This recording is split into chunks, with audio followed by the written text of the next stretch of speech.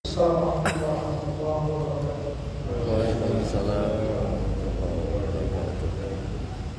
Alhamdulillahilladzi arsala rasulahu bil huda wa dinil haqq liyuzhirahu 'ala dini kullihi wa kafaa billahi shahidan wa kafaa billahi nasira. La ilaha illallah wahdahu la syarika lahu wa asyhadu anna Muhammadan abduhu wa rasuluh. Allahumma shalli 'ala Muhammad wa 'ala ali Muhammad wa ba'd. Doa masjid yang sama-sama kita lakukan dan masjid saya masjid, terus masjid yang lainnya, bapak-bapak sekalian yang dirahmati Allah Subhanahu wa taala. Alhamdulillah sudah Allah pada malam hari ini Allah berikan kepada kita iman, Islam, kesehatan, keselamatan, dengan ada yang disini bisa kita rasakan pada malam hari ini. Semoga kesalahan ini Allah yang pahala Salam salam kita atas baik-baik hamba Nabi kita Nabi Muhammad Sallallahu Alaihi Wasallam. Semoga senantiasa tercurahkan kepada beliau. Semoga kita semua sama-sama berkomunikasi memuluskan nafas kita semoga beliau dan kita lain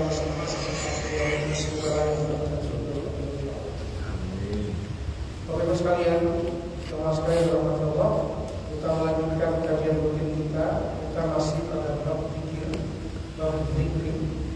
Kita terakhir sudah membahas tentang fadhil tasbih wa tahmid wa tahlil wa takbir wa idzan.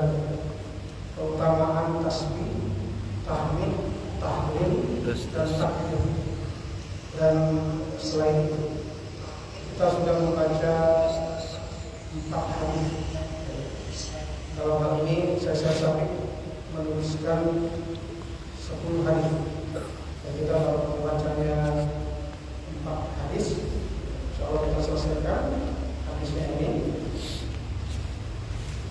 Hadis yang terakhir yang kita baca kemarin adalah hadis yang dari Jabir radhiyallahu anhu, dan hadis ini dihasankan oleh Imam Tirmidzi. Rasulullah SAW bersabda, "Man qala subhanallah subhanallahil azim wa bihamdihi ulisat lahu nakbatan fid dunya." Kata Rasul, barang siapa yang mengucapkan berkata subhanallahil azim wa bihamdihi, subhanallahil azim wa bihamdihi, siapapun yang mengucapkan kalimat itu, maka Allah akan menanamkan untuknya 1 pohon kurma di surga. Yang terakhir kita bahas. Jadi kalau 1000 kali berarti ada 1000 pohon kurma. Dan pohon di akhirat itu jangan dibayangkan seperti pohon di dunia. Seperti yang pernah kita jelaskan, ada pohon tuba yang ditulis oleh Ibnu Qayyim al-Jauziyah dalam Tamasyak Surga. Itu beliau mengatakan di surga salah satu pohon yang spesial adalah pohon tuba. Pohon tuba itu saking besarnya, kalau orang mau melewati itu dia pakai pedang 40 tahun melewati selang tuba itu tidak lewat. Saking besarnya pohon. Jadi ketika Allah menyebutkan, Rasulullah menyebutkan bahwa ketika kita mengucapkan kalimat ini, itu akan mendapatkan 1 pohon kurma di surga. Itu tidak seperti kurma yang kita lihat di dunia. Ya. Maka ketika para ulama itu mendefinisikan nikmatnya surga itu, ya, para ulama sepakat surga itu mala ainun ra'at wala udhunun sami'at wala khatara biqalbil bashar. Jadi surga itu mala ainun ra'at, yang tidak pernah dilihat oleh mata. Artinya apa yang kita pernah lihat keindahan di dunia ini itu jauh lebih indah daripada, ya, surga jauh lebih dari itu berlipat-lipat. Ya, kita sampai terkaget-kaget kalau kita melihat, ya, kita kan biasanya orang di dunia ketika melihat keindahan mengatakan, "Oh, inilah surga itu." Gitu. Indah betul. Beginilah surga itu. Enggak. Surga jauh dari itu. Wala udhunun sami'at. Ya, dan telinga juga belum bisa mendengarnya. Jadi sampai hati pun ya tidak pernah terdetik tentang betapa luar biasanya surga itu. Wala khatara fi qalbil bashar. Itu tidak pernah terlintas di hati manusia. Artinya apa saja yang kita pikirkan tentang surga, pada hakikatnya jauh lebih hebat dari pikiran kita itu. Surga itu.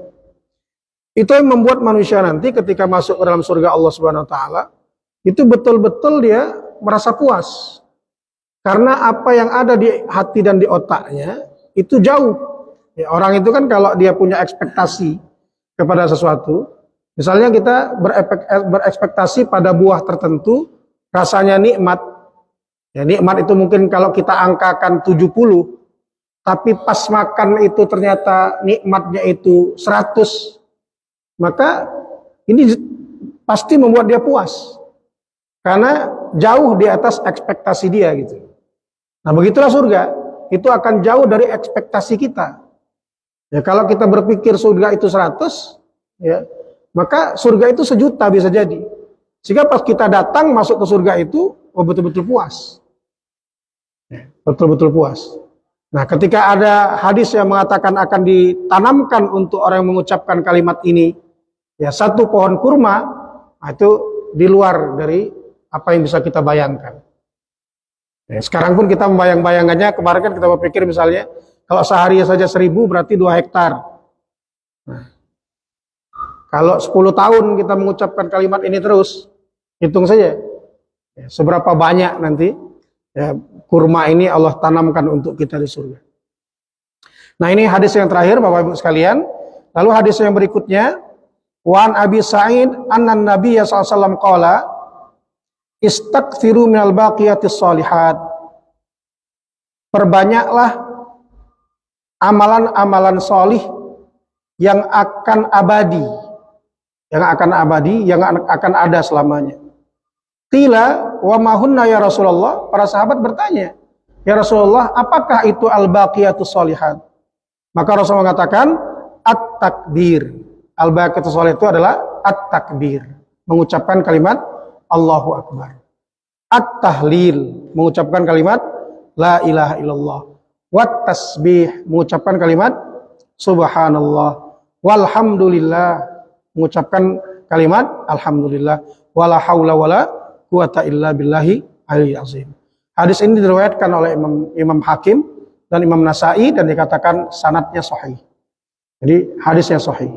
Jadi ini menunjukkan bahwa ya, kalimat-kalimat ini yang sering kita baca, ya, sudah sering kita baca, Subhanallah, walhamdulillah, wala ilaha illallah, wallahu akbar, wala haula wala quwata illa billahil aliyil azim. Itu adalah al-baqiyatus shalihat. Amal solih yang tidak akan pernah hilang. Ya, tidak akan pernah hilang, dia akan tetap abadi. Nah inilah keutamaan kalimat-kalimat ini. Kemudian disebutkan juga di dalam hadis Abdullah radhiyallahu anin Nabi SAW qala laqitu Ibrahim ya, lailata usri bi. Kata Rasulullah SAW, aku bertemu dengan Ibrahim, Nabi Ibrahim, pada malam Isra Mi'raj. Rasul cerita, aku bertemu Nabi Ibrahim pada malam Isra Mi'raj. Faqala ya Muhammad, maka Nabi Ibrahim mengatakan, wahai Muhammad, aqri ummataka minnis salam. Wahai Muhammad, bacakan untuk umatmu salam dariku. Bacakan untuk umatmu salam dariku. Ya. Maka nanti ini kita jawab terus salam ini pada tahiyat akhir kita. Ya, salam kepada Nabi Ibrahim. Karena riwayat ini Nabi Ibrahim pada Isra Mi'raj itu mengatakan kepada Nabi Muhammad, wahai Muhammad, bacakan salamku kepada umatmu.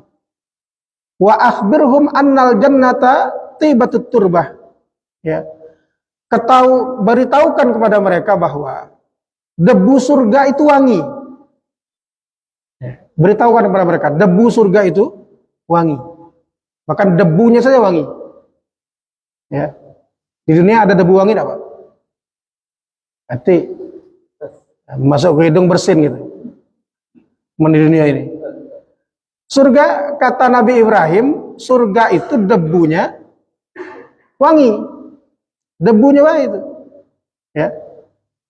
udbatul ma, ya, wa annaha qi'an, dan airnya itu melimpah, ya, sangat luas, sangat banyak airnya. Wa anna ghirasuha subhanallah walhamdulillah wala ilaha illallah wallahu akbar wala haula wala quwata illa billah. Dan tanaman surga itu, kata Nabi Ibrahim, ya, nah kita ya, masih sulit untuk membayangkannya, tapi nanti kita akan melihatnya insya Allah kalau masuk surga, ya. Kita berdoa banyak-banyak kita masuk surga. Jadi yang dimaksud Nabi Ibrahim ini apa? Ya, kita juga masih belum bisa mereka-rekanya. Kata Nabi Ibrahim, dan tanaman-tanaman surga itu adalah kalimat subhanallah walhamdulillah wala ilaha illallah wallahu akbar wala haula wala quwata illa billah. Itulah tanaman-tanaman surga itu, kata Nabi Ibrahim. Nah, kita masih belum bisa membayangkan. Ya, apa pohon itu tulisannya subhanallah, apa cak mano, kita belum bisa membayangkan. Ya. Aman pengen tahunian, ya, masuk surga. Pengen tahunian. Coba serius sih dari sekarang. Ya. Serius dari sekarang. Mau masuk neraka tidak akan melihat pohon ini. Gitu. Tapi Nabi Ibrahim menceritakan begitu, bahkan mengatakan beritahu ke mereka, pohon-pohon surga itu tulisannya subhanallah dan seterusnya. Ya, walhamdulillah wala ilaha illallah wallahu akbar wala haula wala quwata illa billah. Nah, disitulah nanti ya, manusia ini yang masuk surga itu akan duduk-duduk di bawah pohon itu, ngobrol, diskusi antar penduduk surga, ya, bercerita, bahkan reuni. Di situ disebutkan beberapa riwayat tentang surga itu, kan salah satu aktivitas penduduk surga itu ya semacam reuni, duduk-duduk menceritakan tentang kondisi mereka di dunia dulu. Ya, menunjukkan kondisi mereka ketika di dunia dulu. Cerita tentang Masjid Nur Salimah, namanya masuk surga rame-rame kan. Kita dulu di Masjid Nur Salimah sekitar periode 2020 sampai 2030 lah ya. Setelah itu kita mati kalau rupanya sudah misalnya. Alhamdulillah ketemu lagi di surga misalnya. Nah itu kita cerita, kita ngobrol dan lain sebagainya. Bahkan nanti makanya ada satu riwayat yang menyebutkan lagi ngobrol begitu mereka ingat. Kok kawan kita yang sering ke masjid itu tidak kati ya? Gitu. Tidak ada ya? Gitu. Mereka ingat. Nah, barulah kemudian mereka cari-cari sampai mereka minta kepada Allah, ya Allah, kemana teman kami ini gitu. Makanya itulah nanti dalam riwayat orang-orang solih itu, sahabat yang solih bisa memberikan syafaat kepada sahabatnya. Gitu. Nah, nanti saling cari wae mendekati. Ya. Amun yang ngisi dak kati tolong cari. Amun yang lah ngisi kajian ini ternyata dak kati, bapak-bapak lah duluan, nah, cari. Ya Allah, kemana Ustaz Zayudi gitu. Kami lah masuk ya Allah. Nah, aman aku yang masuk, aku cari bapak-bapak insyaallah. Gitu. Mana jamaah wajib Nur Salimah ini ya. Tapi mana aku dak kati tolong. Karena kita tidak tahu juga. Kita tidak tahu juga. Karena beratnya ya, orang yang dititipi ilmu itu dalam sebuah riwayat lebih berat. Ya. Ilmu yang sedikit berat pula. Ya, berat pula. Karena salah satu yang nanti akan mendapatkan hukuman terberat itu ya orang punya ilmu yang tidak diamalkan. Gitu. Yang tidak diamalkan, resikonya besar. Gitu. Tapi bodoh juga resikonya besar. Ya, dalam Islam itu kebodohan itu adalah dosa. Orang tetap dalam kebodohannya tidak mau belajar, itu dia berdosa dalam Islam. Kalau dia punya ilmu, nanti nambah ilmunya, nah punya resiko. Ya, Bapak Ibu misalnya kajian terus, itu punya resiko itu. Resiko untuk mengamalkan ilmu itu. Kalau nggak diamalkan, ya berbahaya bagi kita nanti. Baik, inilah yang ke-6 ya. Kemudian yang berikutnya, wa inda Muslim, hadis riwayat Muslim, annan Nabi SAW qala, Nabi SAW bersabda, ahabbul kalam ilallah arba' la yadurruka bi ayyihinna bada'ta. Perkataan yang paling Allah cintai ada 4. Tidak masalah engkau mulai dari yang mana saja. 4 ini yang paling dicintai Allah. Apa itu? Subhanallah, walhamdulillah, wala ilaha illallah, wallahu akbar. 4 kalimat itu yang paling Allah cintai. Tidak masalah mau dimulai dari mana saja. Nak dimulai dari Allahu Akbar, baru subhanallah, nak mulai dari alhamdulillah, tidak masalah. Kata Rasul, la yadurruka bi ayyihinna bada'ta. Tidak masalah mau dimulai dari kalimat mana saja. Yang penting 4 kalimat ini yang paling Allah cintai. Ya, kalau kita sudah terbiasa mulainya dari subhanallah. Ya, pakai itu subhanallah, walhamdulillah, wala ilaha illallah, wallahu akbar. Itu kalimat yang paling Allah cintai. Dan kalau kita ucapkan itu terus, kita dawamkan itu, kita zikirkan itu, ya kita akan dicintai Allah. Kita akan dicintai Allah. Banyak-banyak kita dawamkan subhanallah, alhamdulillah, wala ilaha illallah, wallahu akbar. Ya, jangan sampai kurang. Ya, kita targetkan dalam sehari. Nah, ini yang berikutnya. Kemudian disebutkan lagi wa an Ibnu Mas'ud radhiyallahu anhu anna Nabiy sallallahu alaihi wasallam qala, dari Ibnu Mas'ud radhiyallahu anhu bahwa Nabi sallallahu alaihi wasallam bersabda, man qara'a bil ayataini min akhir suratil Baqarah fi lailatin kafatah. Rawahul Bukhari wa Muslim. Dari Ibnu Mas'ud dia mengatakan bahwa Nabi SAW bersabda, barang siapa yang membaca 2 ayat terakhir dari surah Al-Baqarah, 2 ayat terakhir dari surah Al-Baqarah, ya, kalau lillahi ma fis sama itu 3 ayat. Nah, ini 2 ayat terakhir. Ya, 3 ayat lebih bagus. Tapi dalam riwayat ini itu 2 ayat terakhir Al-Baqarah yang dari amanar rasulu bima unzila ilaihi min rabbihi wal mu'minun dan seterusnya itu. Dari amanar rasul. Nah, siapa yang membaca 2 ayat itu, ya, 2 ayat terakhir surah Al-Baqarah di suatu malam, maka itu sudah mencukupi untuk dirinya. Diriwayatkan oleh Imam Bukhari dan Muslim. Apa maksudnya sudah mencukupi dirinya? Ya, kata Sayyid Sabiq, azza'tah an qiyamitil kalailah. Sayyid Sabiq, maksud para Rasulullah mengatakan, ya, kafatah itu cukup untukmu, ya, membaca 2 ayat itu dalam satu malam itu sudah cukup untuk mendapatkan pahala, ya, qiyamul lail di malam itu. Ya, qiyamul lail. Jadi kita sudah dianggap sholat malam, semalam suntuk malam itu kalau kita membaca 2 ayat dari akhir dari surah Al-Baqarah. Gitu. Tapi lagi-lagi hadis ini bukan untuk tidak semangat qiyamul lail. Nah, akhirnya berpikir ayo baca surat itu baik, baca tidur malam ini. Nah, yang macam itu ya. Kadang kita kan nyari celah dari dalil ini. Bahaya ini nyari celah dari dalil. Maksudnya itu malam tetap bangun. Nah, untuk melipat gandakan amal, karena kan umur kita ini tidak panjang. Umur umat Nabi Muhammad ini kan sedikit. Itu sehingga lipat gandakanlah hal-hal seperti itu. Qiyamul lailnya tetap, ambil amal-amal yang dikhususkan oleh untuk umat Nabi Muhammad ini, termasuk membaca surat ini. Ya. Bukan ngakali. Nah, meladak galak lagi semayat sholat malam gara-gara dalil ini, itu ngakali namanya. Nah, jadi itu caranya memahaminya, jangan salah. Ya. Jadi disebutkan lagi waqila kafatahu ma yakun min afatil kalailah. Dan kafatahu itu maksudnya juga maknanya dikatakan bahwa, ya, yang dimaksud dengan kafatah adalah dia tidak akan mendapatkan kesulitan dan bahaya di malam itu. Jadi kalau dia baca 2 ayat itu, maka di malam itu dia nggak akan mendapatkan kesulitan, tidak akan mendapatkan bahaya jika dia membaca 2 ayat itu. Nah, biasanya kita rata-rata hafal, ya. Ya, silakan kalau belum hafal dihafalkan, ya, dibaca. Nggak panjang 2 ayat. Ya. Baik, yang ke-9. Nah, ini lagi. Wa an Abi Sa'idin radhiyallahu anhu qala, dari Abu Sa'id radhiyallahu anhu qala, dia mengatakan qala Nabi SAW, Nabi SAW bersabda, ayyu'jizu ahadukum ayyaqra thulutsal Qur'an fi lailatin. Jadi Nabi ringan sekali mengatakan, apakah kalian tidak kuat? Apakah kalian tidak kuat membaca 1/3 Al-Quran setiap malam? Dan Rasul bertanya, apakah kalian tidak kuat membaca 1/3 Al-Quran setiap malam? Kalau 1/3 Al-Quran kan berarti 10 juz. Ya, 1/3 Al-Quran.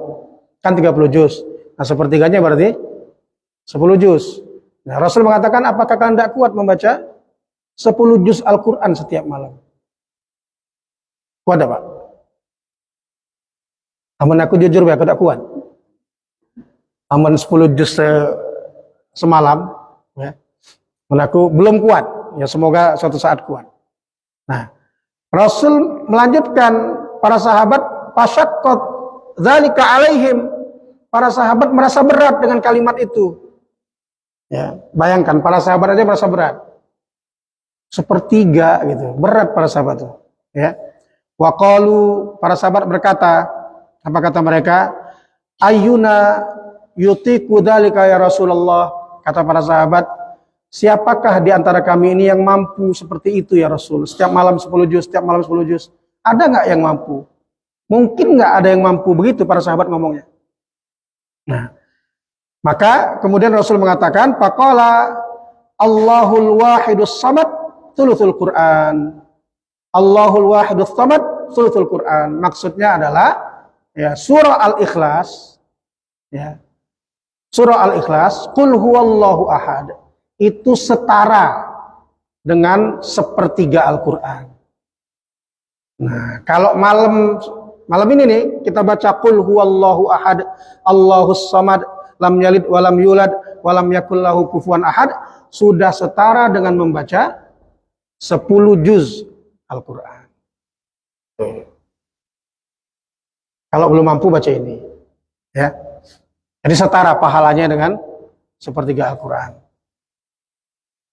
Pemahamannya sama dengan yang di atas. Bukan untuk ngakali. Ya, bukan untuk ngakali. Ya, tapi kan kita memang jujur saja kita lemah. Ya mungkin bukan kita lah, saya lah. Kalau saya pribadi lemah kalau urusan sampai 10 juz itu. Ya, 10 juz itu. Sejuz sehari lah berat. Apalagi di zaman sekarang ya. Zaman sekarang ini sejuz sehari berat. Ya, sejuz sehari. Maka seperti yang kita katakan sebelumnya, ya sejuz kita berat, ya setengah juz berat 3 halaman, 3 halaman berat 1 halaman, 1 halaman berat setengah halaman, setengah halaman berat 2 ayat, ya. 2 ayat berat seayat. Yang penting jangan sampai dalam 1 hari kita tidak baca Al-Quran. Jangan sampai Al-Quran itu disimpan. Ya. Kami kecil-kecil dulu di dusun kami, Al-Quran itu disimpan, diletakkan di pojok gerobok. Kapan dicarinya? Pas nak sedekah. Amal sedekahan baru nanya, mana Quran kita kemarin? Cari ya. Nah, pojok gerobok, tidak pernah dibaca. Na'udzubillah, ya zaman sudah seperti ini kita tidak pernah baca Quran. Ya kita usahakan, ya, sedikit pun jadilah, yang penting kita punya bacaan Quran. Tapi kalau bisa banyak, ya. Kemudian disebutkan lagi, wa an Abi Hurairah, ini hadis terakhir, anna Rasulullah sallallahu qala, dari Abu Hurairah bahwa Rasulullah SAW bersabda, man qala la ilaha illallah wahdahu la syarikalah, lahul mulku wa lahul hamdu wa huwa ala kulli syai'in qadir. Ya. Barang siapa yang mengucapkan kalimat la ilaha illallah wahdahu la syarikalah, lahul mulku wa lahul hamdu lahul mulku wa lahul hamdu wa huwa ala kulli syai'in qadir, fi yaumin mi'atin marrah, dalam 1 hari 100 kali. Dari siapa yang sanggup, ya, siapa yang membaca kalimat tadi itu, ya, dalam 1 hari itu 100 kali, kanat lahu adla asyra diqab, maka ya kalimat itu, ya, itu setara dengan asyra diqab, setara dengan 10 membebaskan 10 budak. Dari zaman Rasul dulu kan masih ada perbudakan. Nah, yang membaca kalimat itu 10 kali, 100 kali, maka dia setara dengan membebaskan 10 budak. Ya, kalau sering kita dengar itu 10 budak itu, 1 budak itu, saya beberapa kali membaca dan mendengar dari beberapa ustadz, ya. Ketika Umar membebaskan Bilal bin Rabah itu harganya sekitar 3 miliar. 1 orang, 1 Bilal itu. Jadi kalau dia setara dengan membebaskan 10 budak, itu berarti kalimat tadi itu kalau dibaca 100 kali, itu setara dengan sekitar 30 miliar. Kita bersedekah. Setara dengan 30 miliar kita bersedekah. Nah. Jadi intinya kalau nak sedekah 30 miliar sehari, baca 100 kali. Ya. Kapan lagi? Ya kan 30 miliar itu jangankan sedekahnya, megangnya bagi saro gitu. Ya. Nak dapat kena berkeringat gitu. Ya, kalau tidak dapat sampai mati 30 miliar itu. Ya. Yang jalur normal ya. Jalur normal. Nah, ini sedekah dengan senilai itu kalau dinilaikan. Ya, wa katabat lahu mi'atan hasanatan, dan akan ditulis untuknya 100 kebaikan. Jadi selain mendapatkan pahala itu tadi, dia akan dituliskan 100 kebaikan untuknya. Ya, wa muhat anu mi'ata sayyi'atin, dan akan dihapuskan 100 keburukannya. Nah, ini Masya Allah ya. Jadi akan dihapuskan 100 keburukannya. Ya, kalau kita masih ingat 2 pekan lalu atau sebulan lalu ya, yang kita nimbang-nimbang hitungan mizan itu ya. Yang kurang semato masuk neraka itu. Kurang semato baik masuk neraka. Atau lebih semato masuk surga. Semato baik. Nah, ini Masya Allah. Akan dihapuskan ya, 100 kesalahannya. Ya. Akan dihapuskan 100 kesalahannya. Akan dituliskan 100 kebaikan untuknya dengan kalimat itu tadi. Wa kanat lahu hirzan minasyaiton yaumuhu dzalika hatta yumsi. Dan dia akan dilindungi dari godaan setan pada hari itu sampai sore hari. Dilindungi dari godaan setan sampai sore hari dengan kalimat itu. Walam ya'ti ahadun bi afdal mimma ja'a bih, dan tidak ada satupun orang yang bisa melakukan amalan lebih afdal daripada itu pada hari itu. Illa ahadun amila aktsar min dzalika, kecuali kalau ada orang yang mengucapkan kalimat itu lebih dari 100. Maka dia akan mendapatkan pahala lebih lagi. Lebih dari 100. Tadi kan 100 dengan pahala-pahala sekian tadi.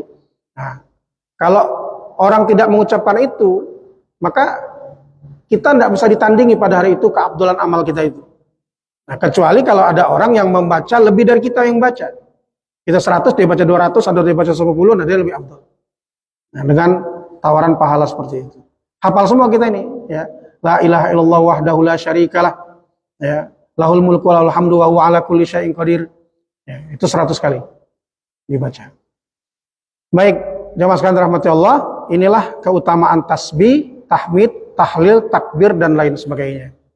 Berikutnya kita masuk ke fadlul istighfar. Ya, keutamaan beristighfar. Jadi istighfar itu apa keutamaannya? Ada 2 hadis atau 3 hadis, ini kita baca semuanya. An Anasin radhiyallahu anhu qala, dari Anas radhiyallahu anhu dia mengatakan, sami'tu Rasulullah SAW yaqul, aku mendengar Rasulullah SAW bersabda, ya bena Adam. Ini hadis qudsi, ya, hadis qudsi.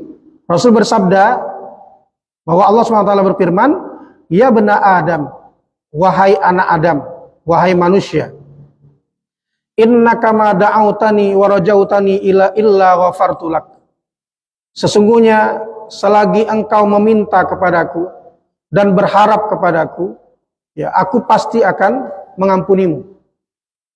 Jadi selagi engkau meminta kepadaku, engkau berharap kepadaku, aku pasti akan mengampunimu. Ya. Ala makana minka, atas apapun yang ada pada dirimu. Wala ubali, kata Allah, wala ubali. Aku tidak peduli. Seperti apapun kondisimu, kalau engkau masih meminta kepadaku, ya engkau berharap kepadaku, akan aku berikan, akan aku ampuni. Dan aku tidak peduli engkau bagaimanapun. Dosamu bagaimanapun aku tidak peduli. Ya, ya bena Adam, lau balagat dzunubaka ananas sama, summa astaghfartani, ghafartu lak wala ubali. Wahai anak Adam, seandainya kata Allah, dosa-dosamu itu sampai ke langit banyaknya, ya, membumbung sampai ke langit, kemudian engkau minta ampun kepadaku, maka aku akan ampuni engkau. Aku tidak peduli, kata Allah. Aku tidak peduli. Dosamu sampai ke langit tingginya, banyaknya, sampai ke langit sana, aku akan ampuni, kata Allah, dan aku tidak peduli. Ya benda Adam, innaka law ataitani bi qurabil ard khataya thumma laqaitani la tusyrik bi syai'an la ataituka bi qurabiha maghfiratan. Wahai anak Adam, wahai manusia, jika engkau datang kepadaku dengan dosa hampir memenuhi bumi, ya, dengan dosa hampir memenuhi bumi. Lalu engkau menemuiku, la tusyrik bi syai'an. Engkau menemuiku dalam kondisi tidak menyekutukanku. Jadi ada syarat di sini. Dosanya banyak tapi tidak ada dosa syirik. Ya. Dosamu memenuhi bumi ini, lalu engkau menemuiku, selagi engkau tidak menyekutukanku, ya, maka aku akan datang juga dengan sepenuh bumi ini ampunan untukmu. Gitu. Rawahu Tirmidzi wa qala haditsun hasan gharib. Ini hadis diriwayatkan oleh Imam Tirmidzi dan dikatakan bahwa ini adalah hadis hasan gharib. Nah, ini jamaah sekalian, masya Allah, ya, hadis ini memberikan roja kepada kita, harapan kepada kita, seperti apapun kondisi kita ini, Allah yang mendeklarasikan langsung, Allah akan mengampuni kita. Allah akan mengampuni kita. Betapa luasnya pintu taubat itu, ya, pintu pengampunan Allah itu, maka tidak ada kata putus asa. Tidak ada kata putus asa. Maka Imam Al-Ghazali, ya, mengatakan bahwa hidup manusia itu kalau dia mau nyaman, ya, mau istiqomah dalam amalnya, ya, lalu mau banyak melakukan amal-amal baik, dia nggak boleh melupakan dua hal. Yang pertama adalah al-khauf, rasa takut kepada Allah. Yang kedua ar-roja, harapan kepada Allah. Jadi dia ada rasa takut kepada Allah, ada harapan kepada Allah. Ini kan Allah membukakan pintu harapan dengan hadis ini. Itu Allah membukakan pintu harapan kepada hamba-hambanya yang bahkan dosanya memenuhi bumi dan dosanya sampai ke langit tingginya. Itu Allah berikan harapan. Ini ar-roja, ya, ar-roja. Nah, tetapi kita tidak boleh hanya berpegang kepada ar-roja, harapan saja. Tetap sayapnya itu, kita istilah sebagian ulama itu, sayapnya kalau pakai roja saja kita nggak bisa terbang, karena baru sebelah. Kita tetap juga harus pakai al-khauf, rasa takut kepada Allah. Nah, kalau menurut sebagian ulama, kalau usia dari baligh 14 sampai usia 40 tahun, itu perbanyaklah khauf. Perbanyaklah khauf. Ya, karena khauf inilah yang akan menekan nafsu. Kalau dari 14 sampai ke 40, itu perbanyaklah khauf. Nah, kalau sudah 40 ke atas, kata sebagian ulama, perbanyaklah roja. Itu perbanyaklah roja. Perbanyaklah harap kepada Allah, ya. Karena di usia itu memang kita sudah mulai lemah, ya. Kita sudah mulai berat. Ya, usia itu usia matang, 40 ke atas itu. Di usia itulah kita sudah mulai menyesali perbuatan kita yang lalu. Nah, kalau di usia itu, ya, khaufnya yang diperbanyak, ini bisa menghambat amal. Bisa menghambat amal. Maka di usia 40 ke atas, rojaknya yang diperbanyak. Rojaknya diperbanyak. Makanya kita bahas dulu, ya, ingat waktu kita bahas tentang bab mendampingi orang yang sakaratul maut. Ya. Mendampingi orang yang sakaratul maut. Orang sakaratul maut itu yang dihidupkan rojaknya. Rojaknya. Orang kalau kita ada keluarga yang sakaratul maut, itu yang kita hidupkan rojaknya, jangan khaufnya. Ya, rojaknya. Ya, sambil ngomong ke dia, ya, kalau bapak kita, Mbak, insya Allah Mbak ini orang soleh, Mbak ini sholat terus, Mbak ini banyak sedekah, itu rojaknya yang dihidupkan kalau kita mendampingi. Bukan khaufnya.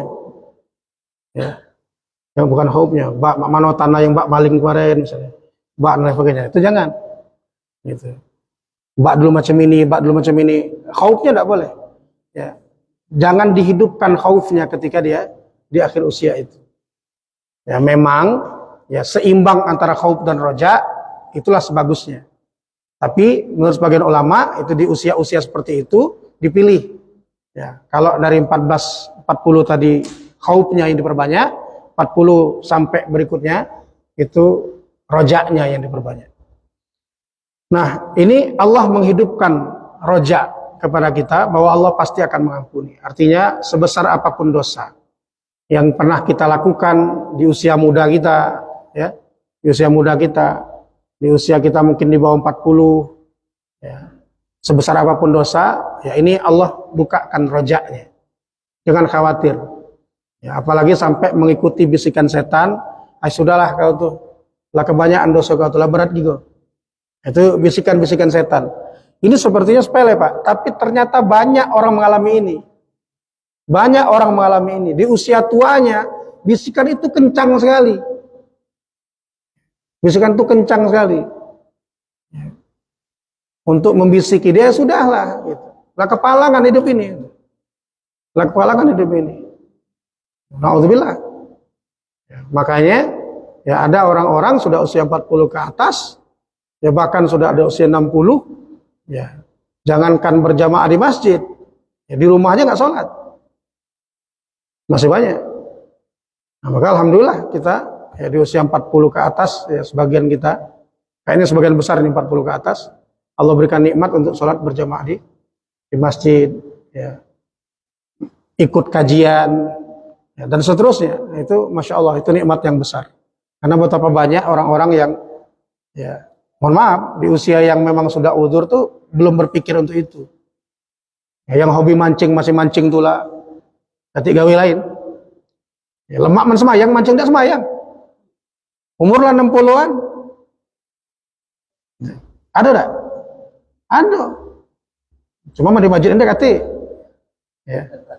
Tempat lain maksudnya. Ada. Umur lah 50-an, lah 60-an. Mancing berangkat pagi, balik malam. Ya. Lemak man kan bulu itu. Ya. No, mancing. Zuhur lewat, asar lewat, maghrib baru balik. Nanti lah 50-60-an. Masya Allah. Na'udzubillah. Ada banyak. Ada banyak. Hobi-hobi yang membuat dia terlena sampai dia tua. Apa namanya? Padahal kita masih ingat hadis yang pernah kita bahas itu, yang disebutkan bahwa kesimpulan para ulama dari hadis, ya, matal insan ala ma'asyalai. Matal insan ala ma'asyalai. Orang itu akan mati, ya, sesuai dengan kebiasaan hidupnya. Apa kebiasaan hidupnya? Biasanya matinya karena kebiasaan hidupnya itulah. Ya, mati itu sesuai dengan kebiasaan hidupnya. Itu biasanya. Ya. Yang hobi mancing sampai tua, kalau mati pas mancing pula. Ya. Yang hobi nonton bola, ya, lagi champion malam-malam jam 2, jam 3, tahajud tidak, berteriak-teriak. Bukannya tidak bagus, hobi laju lah Pak, ya, nonton bola. Ya. Kaget selesai bola jam 4 itu, subuh lewat, bangun jam 8. Nah, maksudnya itu hobi itu kalau sudah macam itu udah rusak. Tapi kalau tidak menghalangi dari beribadah, silahkan saja. Gitu. Ya akan mati dalam kondisi, ya, bagaimana dia kebiasaan hidupnya. Ya. Nah, na'udzubillah kalau sampai punya kebiasaan-kebiasaan buruk, ya. Nah, ini roja. Baik, itu hadis yang pertama. Lalu hadis yang kedua, wa an Abdullah bin Abbas radhiyallahu anhuma.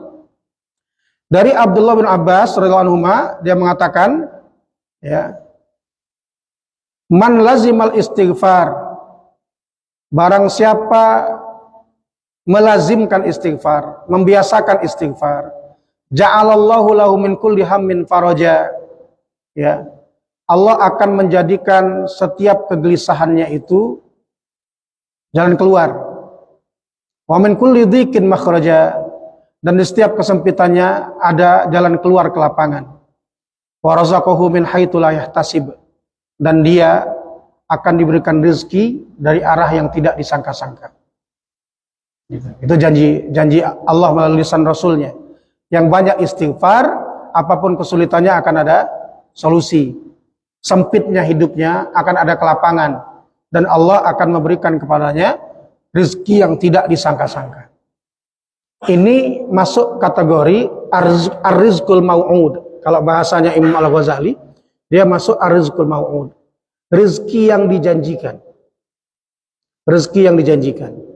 Rezeki yang dijanjikan ini hanya pada orang-orang tertentu yang memang Allah janjikan. Di antaranya orang yang memperbanyak istighfar. Jadi rezeki itu ada satu rezeki yang sudah dijamin oleh Allah. Ya, rezeki yang sudah dijamin. Rezeki yang sudah dijamin semuanya dapat. Kita ini sudah terjamin.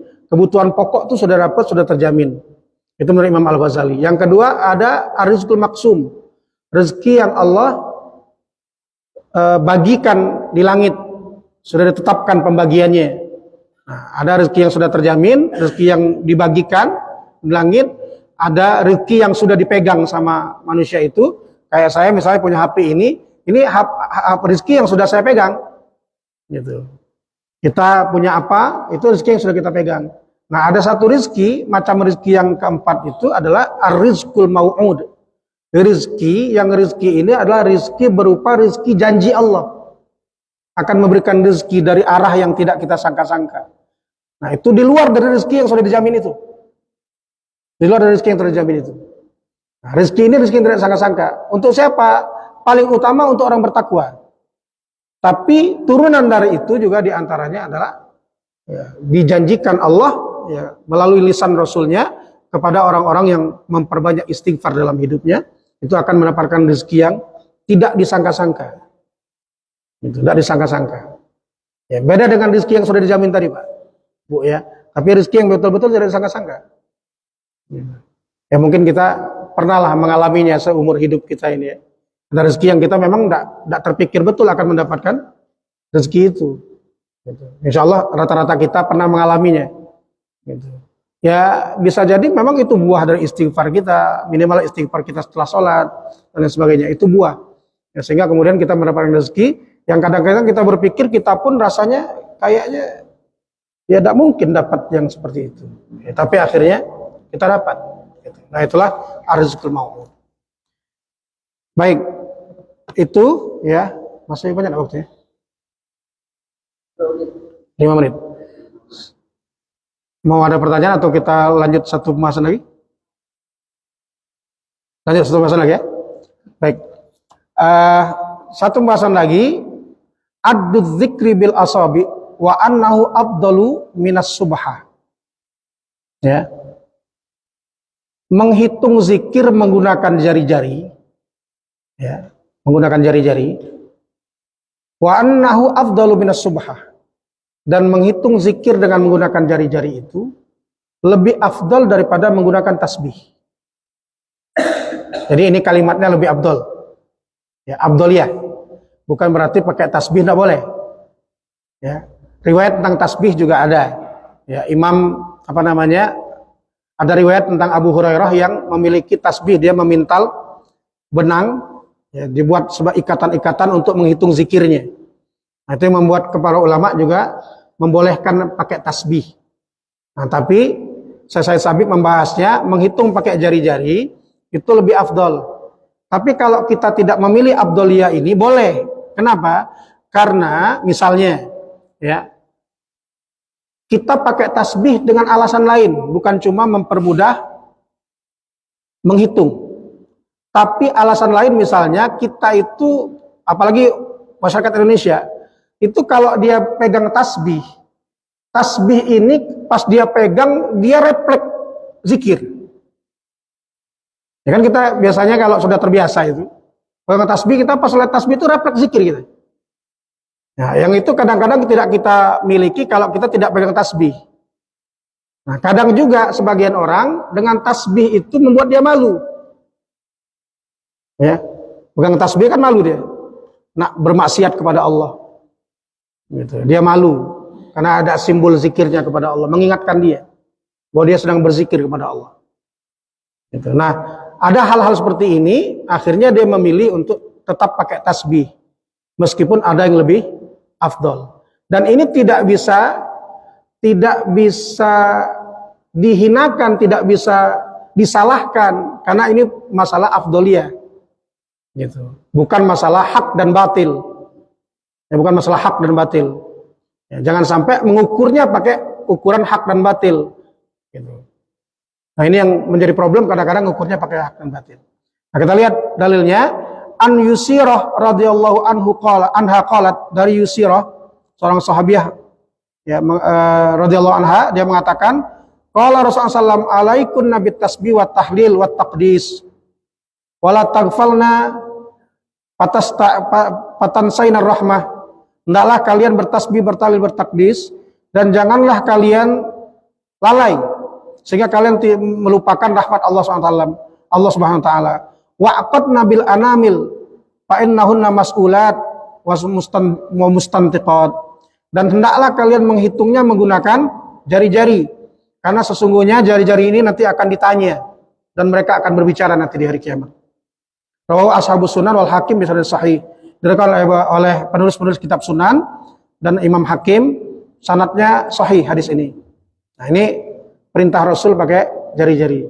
Bagaimana kalau saya ini kan luas satu jari ini tiga dari atas ini. 1, 2, 3. 1, 2, 3. Dari atas 1, 2, 3, 1, 2, 3 gitu. Nah, tinggal 1, 2, 3, 1, 2, 3, 1, 2, 3, 1, 2, 3 gitu. Jadi kalau 3 satu jari ini sekali sampai ke sini kan 15.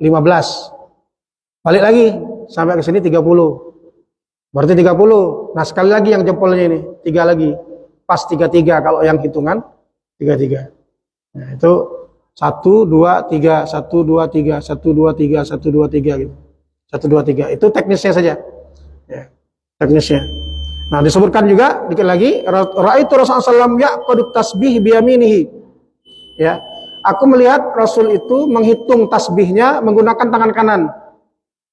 Jadi menghitung pakai jari tangan kanan. Itu disebutkan oleh riwayat ini. Rasul menghitungnya pakai jari tangan kanan.